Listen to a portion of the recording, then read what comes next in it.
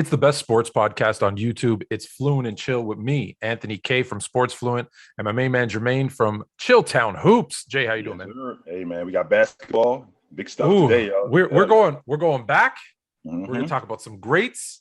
Mm-hmm. We're gonna debunk some theories. Mm-hmm. I do want to do one little quick promo though, because on Sports Fluent, I had a guest on. It's going to come out on Thursday of this week. So right in between Fluent and Chill, NBA edition Wednesday, NFL edition Friday. And he has proof that Will Chamberlain didn't score 100 points. So look for that one coming on Thursday. I'm going to send it to you because you know how I feel about when he reached out to me and said he had proof. I was all in. Of course you were. I already know that you were. Absolutely. So we're going to talk about that on Thursday. But today, I hate when I'm right on bad things. Like, I love when I'm right. I love telling people I told you so. But when it's about something negative, I actually don't feel good. And I think I was right so far about Zion. So we're going to talk about Zion. Jokic might be the most underrated reigning MVP in the history of basketball. We're going to talk about the all-time greats and why I believe we got to completely rethink the way we rate our players, because I think it's too easy for centers. And that's why most of our top 10 lists, top 20 lists are flooded with them. Mm-hmm. But first, speaking of centers question mark, I want to talk about Tim Duncan. I got into a debate yesterday, and I said, although Tim Duncan played or was listed by the NBA as a center for the majority of his career, so 9 years as a power forward, 10 years he's listed as a center, I rank him still as, I think, one or two power forwards of all time. Mm-hmm. However, I'm wondering, should I? If he's listed as a center for the majority of his career, should we then shift him over to center? And in that case, where does he rank against the Kareems and the Wilts and the Russells of the world? Mm-hmm. So let's start with Tim Duncan. Obviously, he comes into the league. He drafted. David Robinson is there. It's the Twin Towers. Robinson, clearly the center. Tim Duncan plays the power forward. Mm-hmm. Where do you think he fits? Well, we got to start the conversation, Tone, with the fact that he actually played center in college. He played center in Wake Forest. Yes. And when he got to San Antonio, well, they already had a 5-man, but they were not going to pass on Tim Duncan, and they weren't going to trade him neither. So what we'll do is we'll figure this out like they did with Olajuwon and Ralph Sampson. We'll absolutely do that. Now, Tim Duncan traditionally was going to be a 5-man, but they moved him to the power forward, and he was so good at playing the 4 that they just kept him there, and it worked out for them. So the early part of his career, the first 9 years of his career, so we're talking from 97 to 2006, he played the 4.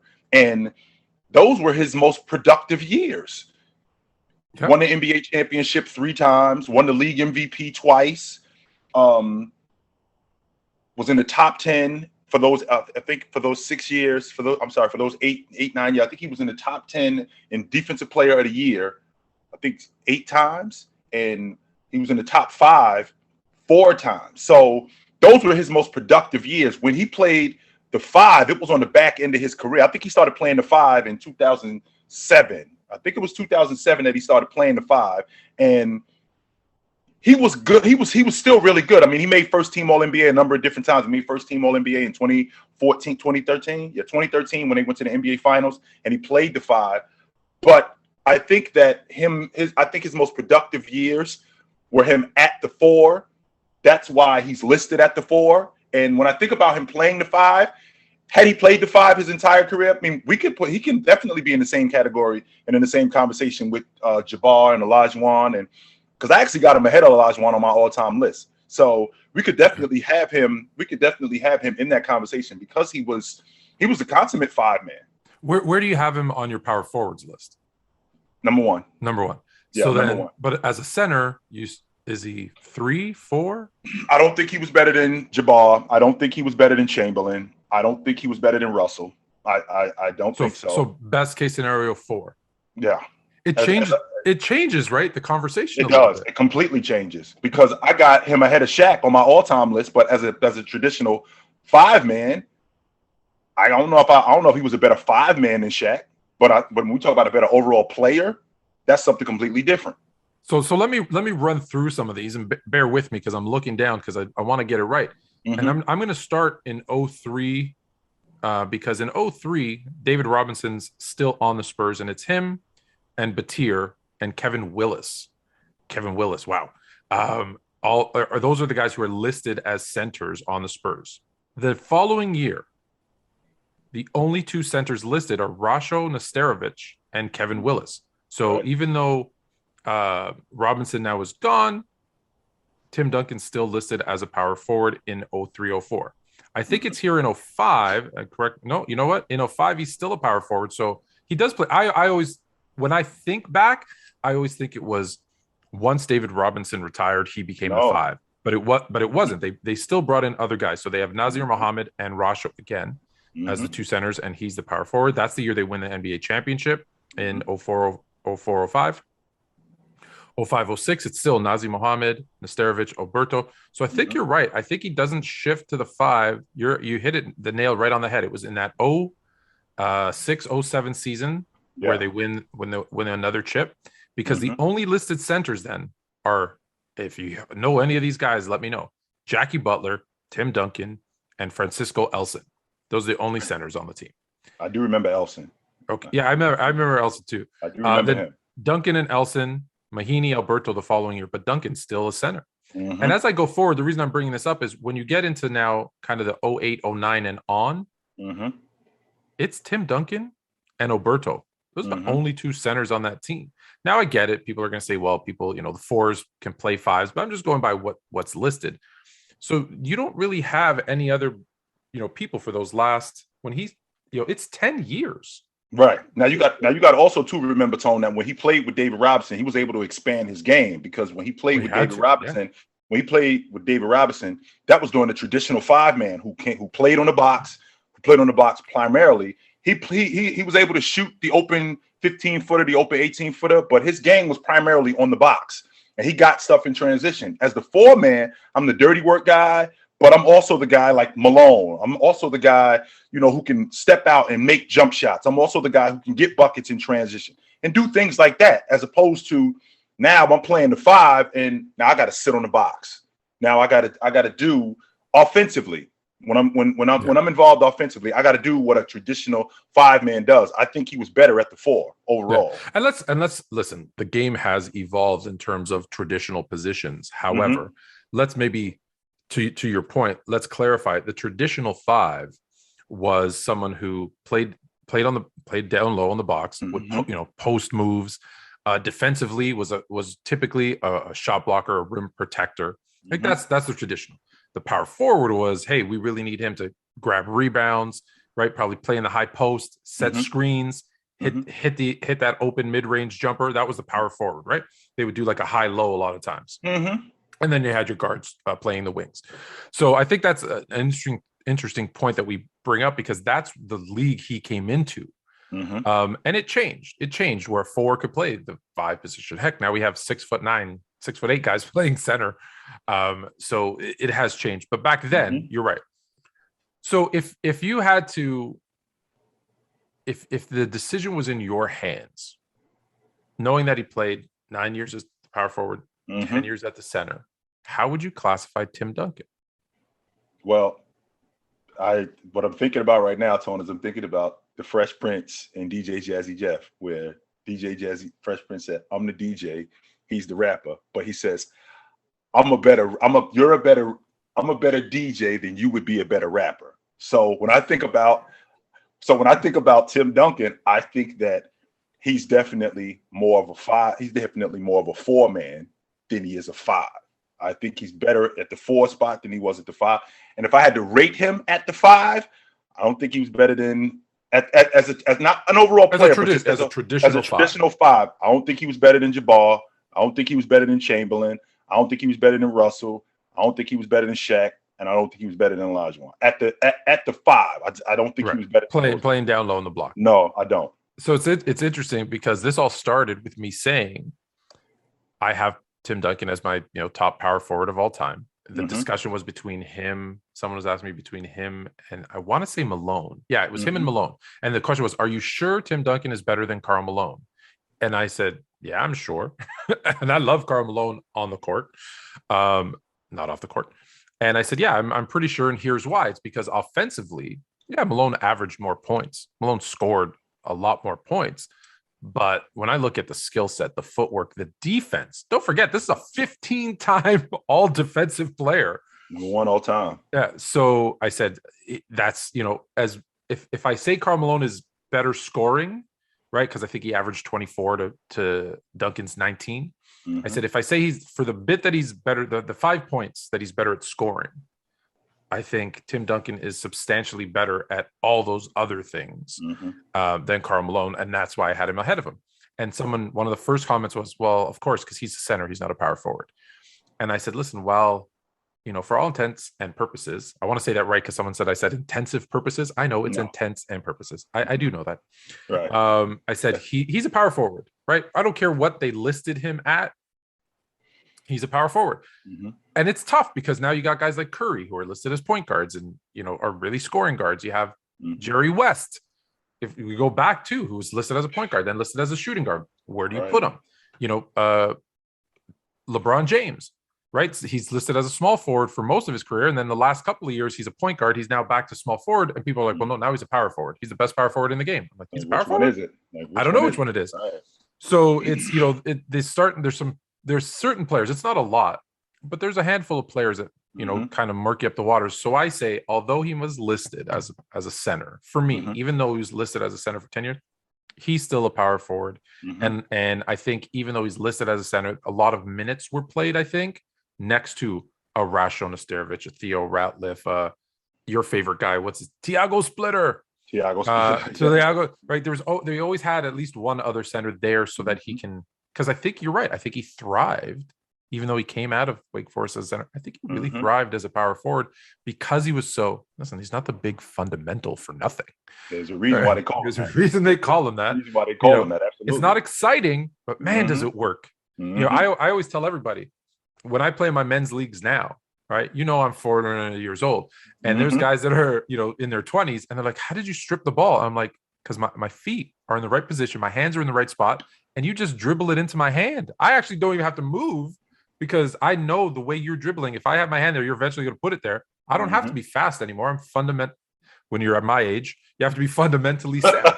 So I appreciate that game. Yeah. I hated it back then.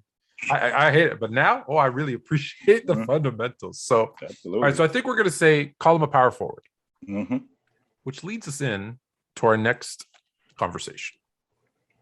If you were to think of your top 10 list, order doesn't matter. And you were to break it down. For me, I believe I have Kareem, Wilt, Shaq, Hakeem, and centers and power forwards. I have and Duncan. I think I have five. Five of them are centers or power forwards in my top 10. Just thinking, do you know how many you think? How you have? How many you have? I got 4 or 5 men. 4 or 5. I got 4 or 5 men: Chamberlain, Russell, Shaq, and Olajuwon. Right, and power forwards. I got Tim Duncan. All right, so same with me. So, okay, so we have 5 guards. I have 3. I believe you have 2. Yeah, if I'm correct. That's okay. Correct. So that's 8, and then I have 2 small forwards. Let's see. I got 2 small forwards. That's correct. No, that's not true, Tony. Let me make sure I get that correct. I got Olajuwon, Shaq, Russell, Chamberlain. I got 5 men. You got 5. Yeah. I got 5 men. I don't have 4. I got 5 men. 5 men. I got 2 small forwards. 2 small forwards, 2 guards. 2 small forwards and 2 guards. That's correct. 2 guards. And Jordan, Magic. For those that are going to ask, LeBron and Bird are the 2 guards and forwards. Okay. I'm not going to ask you to do this, but when you expand it to your top 20, to your top 30, would you, off the top of your head, believe that still about half are centers, if not a little bit more. Actually, no, that's when it gets a little tricky. That's when it gets a little murkier, Tone. So when I think about my from 11 through 20, right? When I think about my 11 through 20, from 11 through 20, I got Bryant, Jerry West, Oscar Robertson, Steph Curry, Moses Malone, Dr. J, Kevin Garnett. I'm sorry, Kevin Durant, Kevin Garnett. I think I got Havlicek, and I think I either Havlicek or Dirk Nowitzki, or Barkley of those. So there's a mix. There's a better mix of guards and forwards. Yes, sir. Okay. So in the top 10, I have 5. You have 6. So we have 50 and 60% of our top 10 list are centers. Is it because it's easy for a big man in a league like people? We have a lot of recency bias. We talk about the last 10 years, 20 years. However, basketball's been around for a lot longer than that. So if I look back the last 60, let's say 60 years, so 1960. Actually, go back to 1950. Let's start in 1950. So the last 70. Let's do the 75 years. The NBA is 75 years old, right? So through 75 years, the first 75% at least of the NBA was a center. Would you agree was a center-dominated league? Well, I think that from 1960 to 1984, we're talking 24 years, Tone. I think 16 of the 24 league MVPs from 1960 to 1984. I think 16 or 18 of them were 5 men. We're 5. Okay. We're 5. And you would agree that the way most teams, if not all teams, played was inside out. Get it to your big man. Get it to your big man. Right. The guard's job was to get it, to the wing, who put it into the post, and the postman would, that was the game. So my thing is, if the league was centered around centers, and all we did was give it into the center who would turn and sky hook or drop step and dunk, then, and let's be honest, the average height of the NBA players in the 50s, 60s was 6'6". It was then 6'7". It's back down to, I think, 6'6" now again. So the average player, the average center, let's not use current day because the average center now is 6'9". But if you go back, especially at these guys that we're talking about, Chamberlain, Kareem, Shaq, they're all 7+. So if I'm 7'1", the average player is 6 inches shorter than me, and the league says give it into me so that I could turn around and use that huge height advantage and size advantage to score. Isn't it easier for centers to be considered the best? And should we give more weight to a guy that's 6'4" and do if he's scoring the same as a guy who's 7'1" in the 60s? Shouldn't a guy who's 6'4" get more props? And I ask you this, and I've asked you this before: if Kareem is 6'6", he's not skyhooking over anybody. If he's 6'3", he's not skyhooking, right? So listen, I get it. God bless them with height. Okay, but does that make them better basketball players from a skill perspective? Like, are we looking at the wrong thing? Because again, is it easier for taller players to score more? Well, I think that the problem that we have in Tone is that you're shortchanging these guys. Number one, when you look at a guy like Chamberlain, you look at a guy like Jabbar at 7 foot. Well, those guys had to play against each other, and the league didn't have that many teams. So those guys had to see each other more. All right. So with that being said, you also shortchanging the big man because I think you only focusing primarily on me scoring. I had a ridiculous responsibility as the 5 man. I wasn't just responsible for getting the ball in, you getting me the ball and me scoring. I'm responsible for rebounding. I'm responsible for rim protecting. I'm responsible for slowing down teams and manning the paint. I'm the intimidating factor. I'm responsible for way more things than just you dumping the ball into me and me scoring. So with that being said, that's why the offense was centered around me. I had to learn how to pass too. And there were a lot of guys who couldn't pass. So I had to learn how to do that too as a 5 man. So with that, and to be quite honest with you, Tone, I had to learn how to play guard because at heart, I really wanted to be 7 foot because I wanted to play on the box so bad. I just did. We all wanted to be 7. I did. I wanted to be 7. I wanted to be 6'10" so I could play on the block so bad. But with that being said, I think you're shortchanging these guys, Tone, because of the responsibility that they had. Now, I can appreciate the logic. Are they better basketball players? Well, if I had to do what what Sidney Moncrief or what Magic did, I probably could do that if I worked on that, but that wasn't my job. But with that being said, that doesn't shortchange that because you did what you did, that doesn't mean that I couldn't do that stuff. And on top of that, I still had much more of a responsibility than you. You didn't have to man the paint. You weren't responsible for rebounding. You weren't responsible for being an intimidating factor. You weren't responsible for blocking shots. You weren't responsible for being the primary scorer. That's all my responsibility. In fact, so let me play devil's advocate. Well, yeah, of course you were the one blocking shots. You're 7 foot tall with a 7'5" wingspan. Yep. It's easier for you to block a 6'4" guard because you're 7 foot tall. I'm a foot taller than my son. I'm going to have a lot easier time blocking his shots because I'm so much taller than him. So you should be blocking shots because you're taller. But guess what? You don't have the responsibility of having to bring the ball up the court. You don't have the responsibility of initiating the offense. You don't have the responsibility of guarding these speedy little guards out here on the perimeter. Right. And you don't have who's going to get you the basketball? Who's the one that's starting the fast break? That's my job. If it's right. But if it's not for me giving it into you, right, you got nothing. And you got nothing if I'm not getting you the basketball to give it to me. There's no way that that's happening. So you need me just as much as I need you. It's not like it's a situation where I need you more than you need me. You need me just as much, if not more, because who's protecting you when you get beat on defense? That's my job, right? Who's getting the ball off the backboard and pitching it out to you to start the fast break when you want to get running? That's my job. In fact, when I think about the Celtics in the 60s, in the mid 50s, Bob Cousy said, once we got Russell, we were gone because now we got that guy on the backboard that can rebound and we can start our fast break because we want to play faster. We can't do that without him. So that doesn't mean that you are more important to me. I need you just as much as you need me, and you need me just as much as I need you. What is easier to get, a rebound or a steal?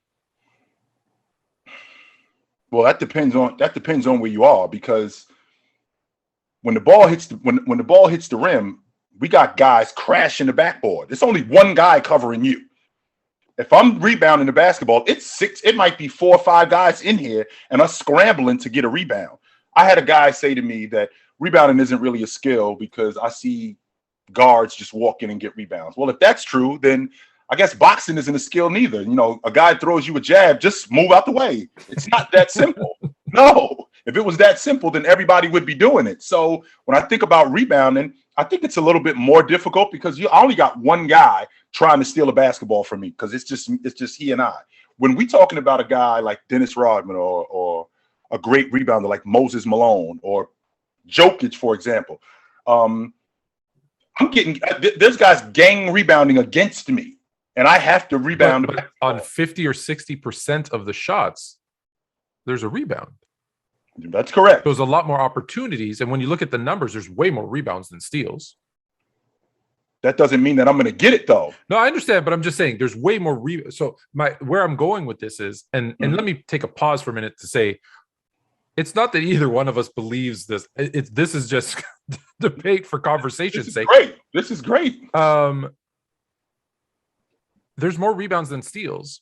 Yet we value, like if a guy averages 20 and 10, 20 points, 10 rebounds. Yep. Wow. All-time great player. If he averages in the same era, so let's say in the center dominated era, 15 and 3, and 3 is the steals.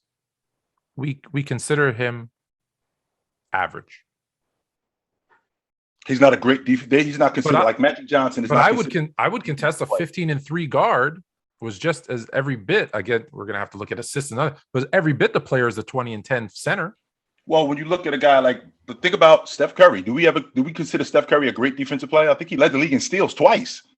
And no, we consider him a defensive liability most times. Yeah, we don't consider him to be a great defensive player. Magic Johnson led the league in steals, I think twice. We don't look at Magic as a great defensive player, but Chamberlain or Jabbar or Joel Embiid, a guy like that who leads the league in rebounding, Clint Capella leads the league in rebounding. You know, we're looking at him as an all-league defender. Yeah. Right? My contention is I think that's wrong. I think that's wrong because I think there's way more opportunities for rebounds.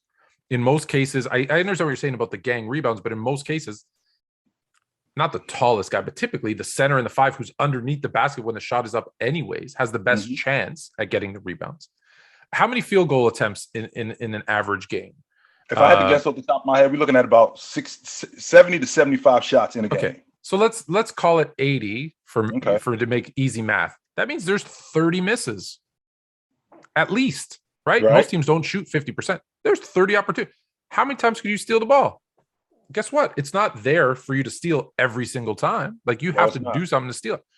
So that's what I'm saying. I think we undervalue certain statistics, and I want to put it out there because I want to start. Listen, I don't know what side of this fence I'm on. I'm being honest. I told you this before we started. I said I'm going to take this side because I don't know, because most people are on the, because I'm with you. I look at my list and I've got, Kareem and Wilt and Shaq, and I've got all those same guys in my top 10.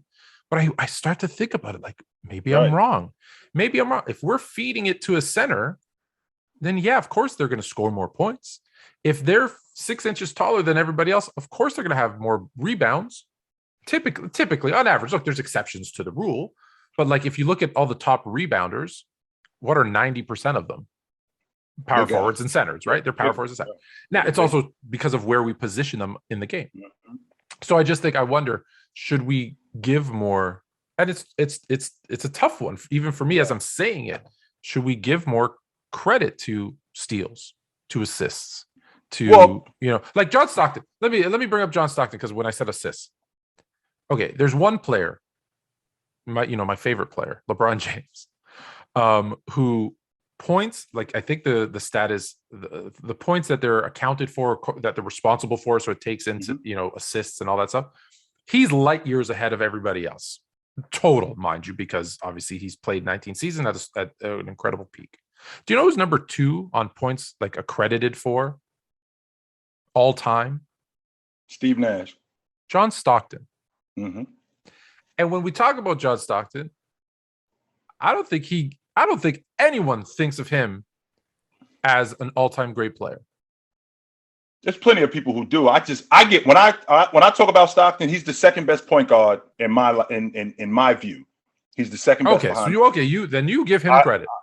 I get roasted for this, Tone. Yeah. I don't get this. Isn't something that I'm an idiot. I don't know what I'm talking about. I don't know basketball. I'm unfollowing you. It's all kinds of stuff like that all kinds of stuff like that when I talk about Stockton and his importance as an overall basketball player and a lead guard to his team's success. Absolutely, I recognize who Stockton is. But with that being said, I still think that you shortchanging the 5-man because I think you only looking at his responsibility to score the basketball and because he's taller, when in reality he wasn't really that much taller than everybody else, because Chamberlain did have to deal with Russell, who was, like I said, Russell was 6'9". He had to deal with Jabbar. Okay, but hold on. Russell, hold on. So you had to deal with Russell, who was 6'9". He still has, what's that? 3, 4. How tall was Will? 7'1"? 7'1". He had 4 inches on him. Unless you ask him, he was probably 7'8". Okay, so he still had 4 or 5 inches on Russell. Right. With that being said, though, I still have to have a skill set. I can't, just because I'm taller than you can't just throw the ball into me and I'm just going to score it. So I'm not saying there was no skill. Yeah, I'm not saying there was no skill. But because that's what it sounds like, Tony. It sounds like you diminishing what I do as a 5-man because I'm a big guy, and just because I'm bigger than everybody else, well, you should be able to do that. Well, wait a minute. No, if that's the case, then how come all big guys aren't 17, 20 rebounds a game? Why aren't all big guys averaging 5, 6 blocks a game? Why aren't all big guys doing that? And the reason why they're not doing that is because they aren't as skilled as some other guys are, which would explain why we only have a certain amount of guys that are in our top 5, top 10 all time as big guys. Yeah, I think, and yeah, let me restate this in case someone's going to call me an idiot and unfollow me. I'm not suggesting centers, the 5s, don't have skill. What my question is, are we overvaluing centers? Because for 75% of the history of the NBA, it was a center-driven lead where we fed them the ball and let them do their thing on offense. And then on defense, we just let them kind of stand back and block and rebound. And, again, I always try to look at this, and maybe it might be wrong. I'm not saying that it's right. But, if I compare the skill set of the average, again, there's superstar exceptions. I'm not average. Is the average center more or less skilled than the average small forward? Is the average small forward more or less skilled than the average guard? And I think from a skill perspective, ball handling, footwork, the fundamentals of the game, shooting, that's where it gets weird for me, because I don't know that, I'm not saying it's because you're tall, but I'm saying it is a little bit easier. It is a little bit easier when you're tall. Well, it's interesting you mentioned that point too, Tone, because you also got to take under consideration of what my job is. So my job wasn't to dribble the basketball. My job isn't to push the basketball. The game has evolved today. So, from what Larry Bird and Scottie Pippen and small forwards like that to LeBron James and Kevin Durant, the game has evolved for these guys. So I was primarily playing on the box because that was just my job. That doesn't mean that I couldn't have learned how to do those things. It's just that that's what I was paid to do, and that was it. Right. So you're suggesting maybe if it was a different mindset in the 60s and they said, hey, Wilt, when you get that rebound, because you're going to get it 90% of the time, just start dribbling. And he possibly could have learned to dribble, and we know he could pass because he led the league in total assists one season, not in assists per game. So let's be clear there. But yeah, so he could obviously pass. Granted, it was from the block and passing out to guards. However, you're suggesting we don't know because they didn't give him the opportunity to dribble and do that stuff. All right, that's fair. So speaking of that, of centers who can do that, there's a center today who I find so interesting, because I always have this argument about players today are so much more athletic than players back in the day, and the older players would never last a minute in today's NBA. That's the voice I make for you guys in case you know when you say that. And there's a player who's not very athletic, who's a big man, who leads his team in every single category, who brings the ball up, who rebounds, who passes, who shoots, who's having himself a pretty good week. And I think if Jamal Murray wasn't hurt and the Denver Nuggets, were a top 3 team in the West, he'd be our runaway MVP. It wouldn't be close.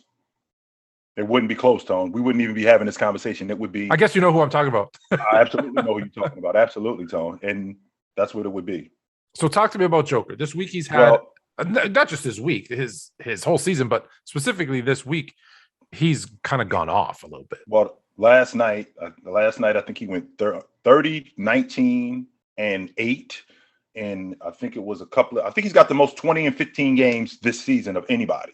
Nobody has more 20 and 15 games than he does. And couple that with his ability to just see the floor. He leads the Denver Nuggets in points, rebounds, assists, steals, and he's tied with Aaron Gordon for blocks.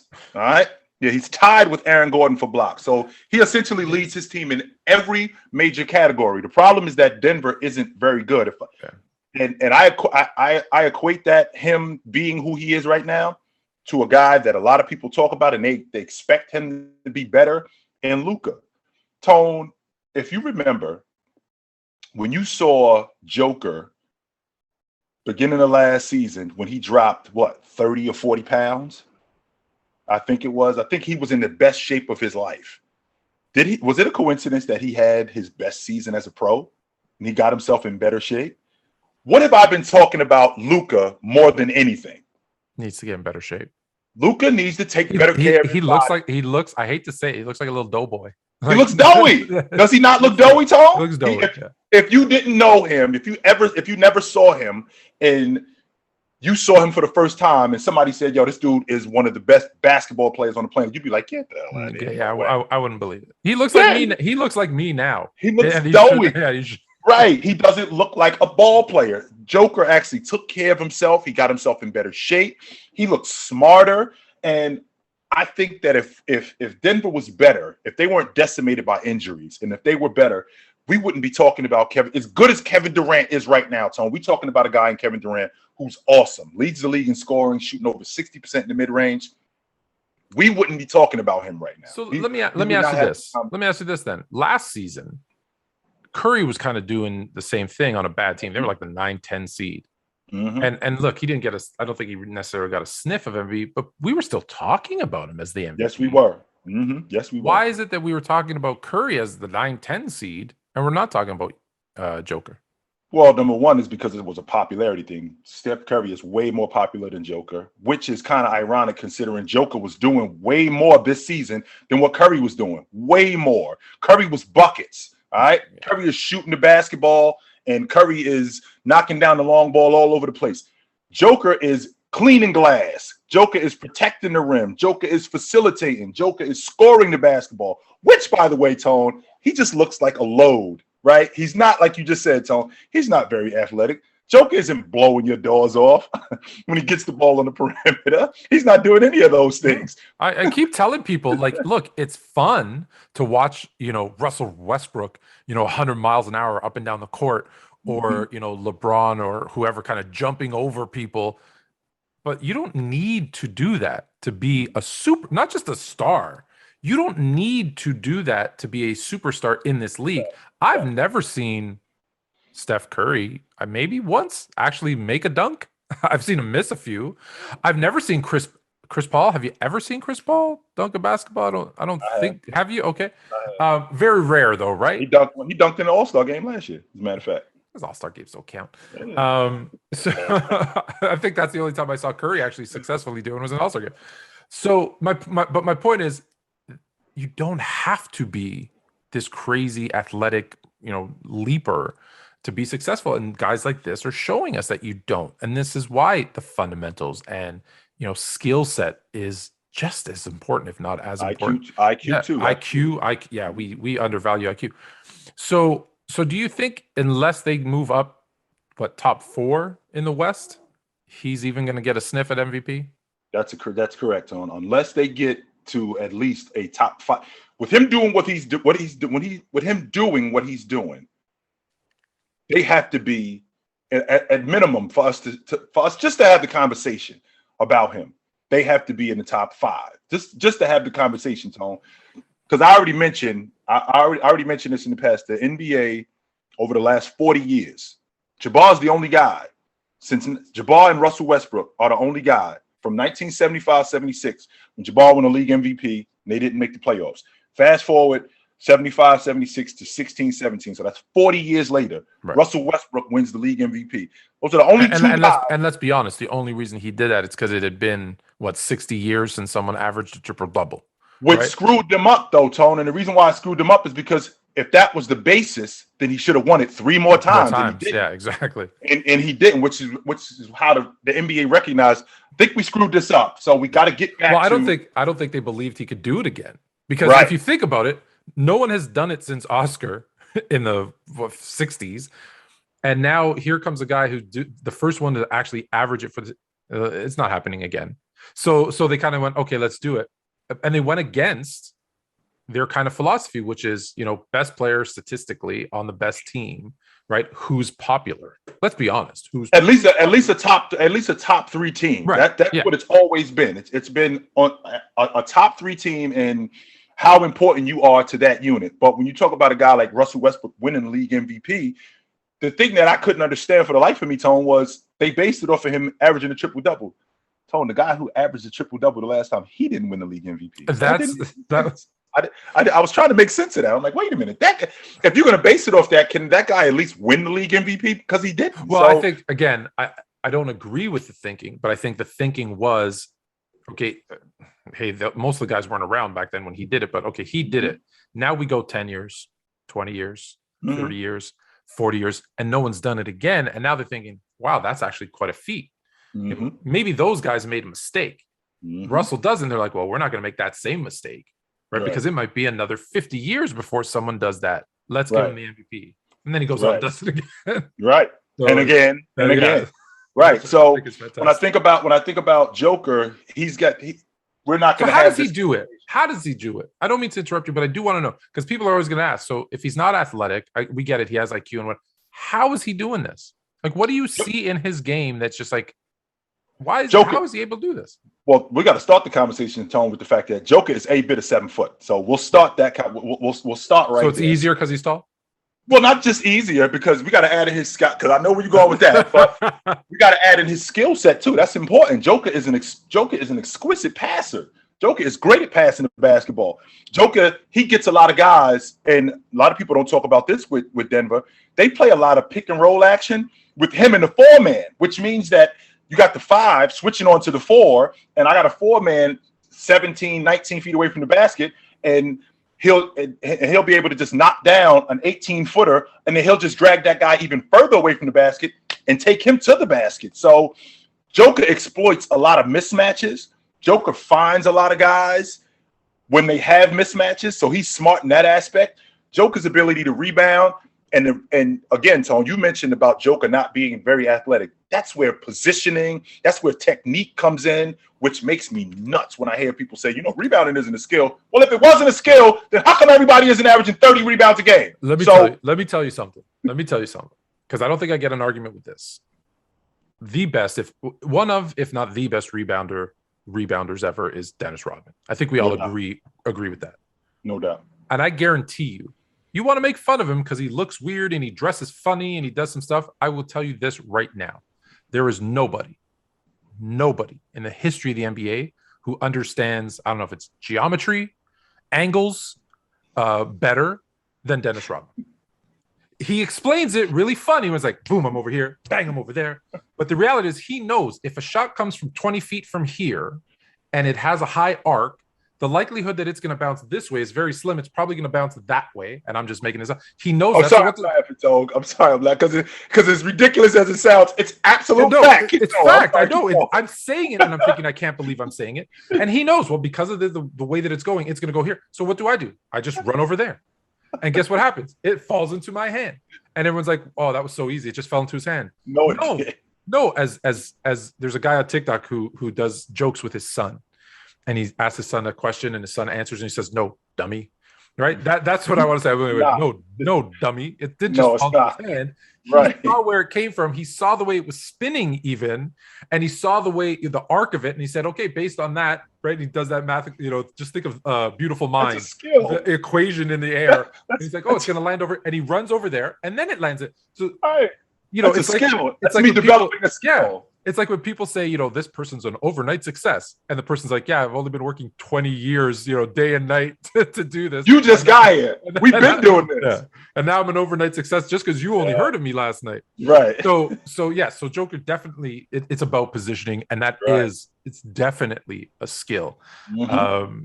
So from one guy, who's just killing it, who's, I think, exceeding expectations. Like, I really think, like I said at the beginning of this, he might be the most underrated MVP we've seen in a very, very long time, if not ever. To a guy that, and this is where I said, at the beginning of the show, I said, I hate when I'm right about bad things. Mm-hmm. So I saw Zion Williamson blow at his shoe. If you remember that game where I think he turns and pivots and his shoe just explodes. And I said, I'm really nervous about Zion. And I said, because I look at, I do like fundamentals. I watch footwork. I'll give you a quick little story. I remember Rick Pitino. I was at the University of Kentucky for a basketball camp. And, I bring up Tony Delk all the time because I really like Tony Delk's game. And Rick says, what are you trying to learn? And I said, listen, I'm a really good shooter. Like, I'm just a really good shooter. But I think my weakness is on the defensive side, footwork. I don't, I need to get better at my positioning because I know that I'm not the fastest guy and people are getting by me, but I know that if I can position myself better, I'm smart enough to know that's what would help me. He said, okay, this is what I want you to do. He sits me down and I'm looking at the court. He goes, who do you think is kind of the better defenders on the team? And I'm like, Tony and Roderick Rhodes. Roderick Rhodes, you played with him in high school, right? Mm-hmm. And he goes, okay, don't look at anything going on in the game. Just watch their feet. Nothing else. Just watch their feet. And from that day forward, I was like watching the feet and seeing like how it's positioned. You never see them kind of crossing over their legs and, those certain things. And I said, okay. So from that point on, I always kind of watched that footwork in the position because I understood that was something I needed to improve on. Mm-hmm. So fast forward to Zion. So I'm watching Zion. I'm like, he doesn't have good feet. in the sense that I don't see the way that he runs, the way that he lands, and his size. I always thought he's going to have weight issues, and I think that's going to lead to injuries, and there might be injuries that he can't come back from. And everyone's like, no, you're crazy. He's a crazy athlete. He's, Barkley's second coming. He's the second coming of LeBron. He's so athletic. He's so incredible. And I said, yeah, I agree with all those things. I just don't think he's going to be on the court long enough to do that. And the reason I'm looking down is because I wanted to make sure I had the numbers right. Games played in their first 3 seasons. Zion, 85. Greg Oden, 82. Yeah. Is there hope for Zion? Because I really hope there is, because I think the league's more fun when he's in it. Well, or is this something that it's just we're going to look back and say, man, that's a shame. Let me ask you this, Tone. How long, if you had to give me a number, how long do you think Zion's going to be around? We're in year 3 now, and he hasn't played a game in this season. How much longer do you think he's going to be around? I think much like Odin, he'll about 5 seasons, because someone will give him. He'll hopefully get healthy, and someone will give him a chance. So I think, and then another injury probably. So I think 5 years, and he's selling real estate. Now the difference between him and Greg Oden was that he actually showed us. Oh yeah, and he actually showed us the potential of him being elite. He did make the All-Star team last year. He was 26-7, shot over 60% from the floor. So he did make the All-Star team. Oh, right? Yeah, that's why I say when he's playing, I love watching him. Yeah. I was watching this dude, and I'm thinking to myself, if he could put a mid-range in his game, I think that he could be one of the faces of the league. Now, when I think about what his body looks like, now I'm having a hard time with the whole weight issue thing, because I just saw a picture of him about a week ago, and it was a picture of him in a mall with a kid, and he doesn't look over 300 pounds. Not to mention, right? But then I also saw a picture of him in that red hoodie where he looks every bit 350. And that was way before the season even started. Okay. That was way before the season even started. With that being said, we talking about a guy who I don't think that he wants to be in New Orleans more than anything. I don't think that he wants to be there. Do you think I think that has a lot to do with it. I don't think that he wants to be there. Yeah, I don't think he wants to be there. And I think that that's a problem that's escalating into him having quote unquote weight issues or him being injured. Now, I will ask you this. You told me 5 years. I was thinking more like 6 or 7, because I don't see Zion playing 12 seasons. I don't think he's going to hold up that long.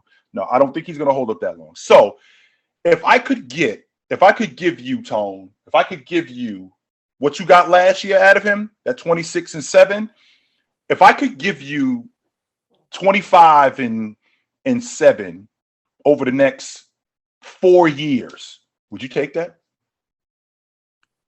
Would I take it? Of course I would take it, but I don't think I'm going to get 70 games out of you in those 4 years. That was my next question right there. That's what I was leading to, because he hadn't played all season. So if I'm going to get you that 25-7, can I also get 60 games out of you? If you can get 60 games out of him, maybe even 65 games, even though there's no evidence right now that he can give you that, because he hasn't played all this season. He played last season, but his rookie year, he hasn't played. But if I could get that, knowing what the future looks like, where I don't think he's going to hold up for another 10 years. I just don't think he's going to hold up. But if you could get 5 years out of him at 25-6 or 27-8 and 60 games, would you take that? I would 100. Listen, I would take a chance on Zion.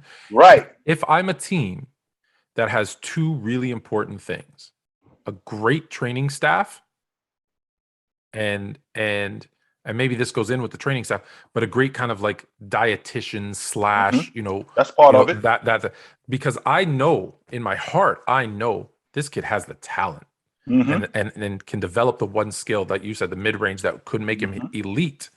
What he doesn't have is, and if he's not motivated, then that's actually a red flag for me. Because for me, if I'm Zion and I'm in New Orleans, I say, I don't want to be here. Do you know what I do to get out? I get in the best shape of my life. I play really well, and I say, listen, I just don't want to be here.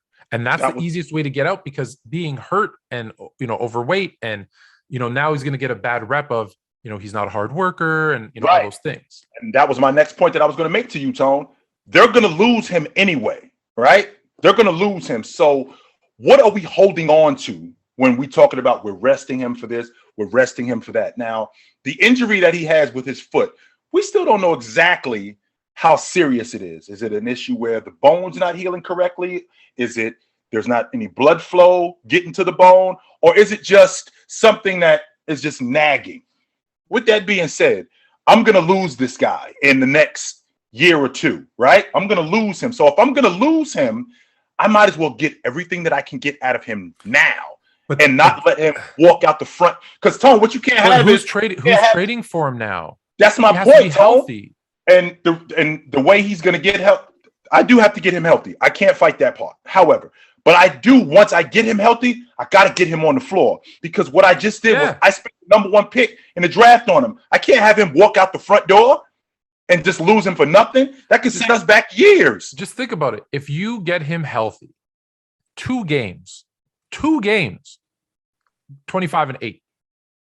and everyone's he's back. They're all trading for him. They're going to give you the first round, 2 first rounds, whatever you want for him. You'll get that. But when he's, rumored to be 300 and, I know we see the pictures, we don't know, but when he's rumored to be 350 pounds, he's not coming back. We don't know the severity of the foot injury. They're not taking that as we're doing something wrong. They're putting out those stories that, he's just lazy. He doesn't want to do it. And then that's not a rap that now you're a GM and you're like, well, I don't want a lazy, overweight guy, who doesn't want to work. Right. So, that's why I say he might be his own worst enemy if it's true. We don't know. We're just speculating. But if he truly doesn't want to be in New Orleans, this is the wrong way to get out. Right? Like, the best way is, hey, Paul George wanted to, go be with his guy on that Clippers team, San Diego Clippers, the paper clips.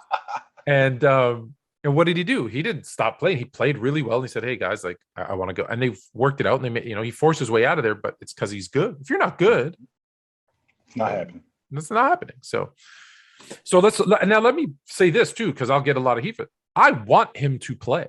I want him to be healthy. I think he could be like you said, a face of a franchise. And so even when I said it, I got a lot of heat when I said it when he was coming out of college. And I said, I'm worried. Right, he could be Barkley. He could also be Oliver Miller. I don't know if you remember the Big O. Right, he could be both. And I hope he's more Barkley than Miller. But you just really don't know. And it's too bad because he's so good. He's so fun to watch. So I hope that they can figure out whatever that injury is and he gets back on the court. So that's it for this week, Fluid and Chill NBA edition. Check out the NFL edition. I had to take a second to think about the NFL because we're getting close to the playoffs. NFL edition on Friday.